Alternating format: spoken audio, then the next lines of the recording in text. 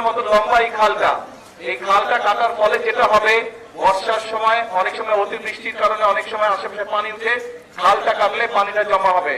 আবার আমরা দেখেছি শুকনো মৌসুমে অনেক সময় পানি পাওয়া যায় না, সেই সময় এই খালে পানি থাকলে কৃষকরা আশেপাশে জমি জমা যাদের আছে চাষবাস করে এই পানিটা পাবে, অর্থাৎ এলাকার মানুষের উপকার হবে এই পানিটা, এই খালে পানিটা থাকলে। আপনাদের উপকার হবে?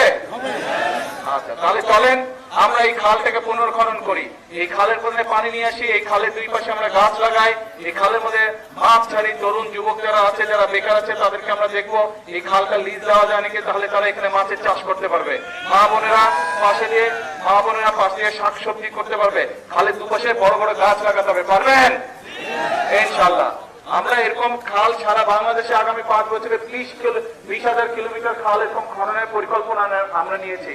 আমরা যে সবাই হাত লাগাই, ইনশাল্লাহ এই দেশে পানির যে সমস্যা সেইটা আমরা সমাধান করতে সক্ষম হবো যদি এই খাল আমরা কাটতে পারি।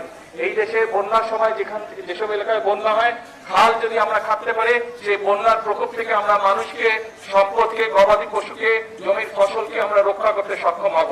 কাজেই আমাদেরকে এই খালগুলো খনন করতে হবে, কারণ এই খাল না থাকার কারণে, খালগুলো ভরাট হয়ে যাওয়ার কারণে, নদীগুলো ভরাট হয়ে যাওয়ার কারণে মানুষ যেরকম পানির কষ্ট পাচ্ছে, প্রয়োজনের সময় পানি পাচ্ছে না, আবার বর্ষা মৌসুমে অতিরিক্ত পানির কারণে সেই পানিটা আমরা ধরে রাখতে পারছি না, ফলে যখন প্রয়োজন সেই পানি আমরা খুঁজে পাচ্ছি না।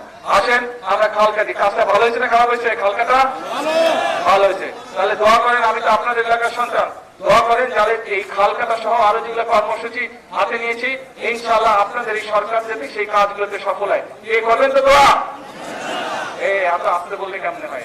দোয়া করবেন ইনশাআল্লাহ। ঠিক আছে, আজকে যাই, আরো কর্মসূচি ইনশাআল্লাহ। এটা তো নিজের বাড়ি, ঘরের লোকজন আপনারা, ইনশাআল্লাহ কয়েকদিন পরে আবার আসবো। দোয়া করবেন। মুরব্বীদের কাছে, মা বোনদের কাছে দোয়া চেয়ে গেলাম। আসসালামু আলাইকুম।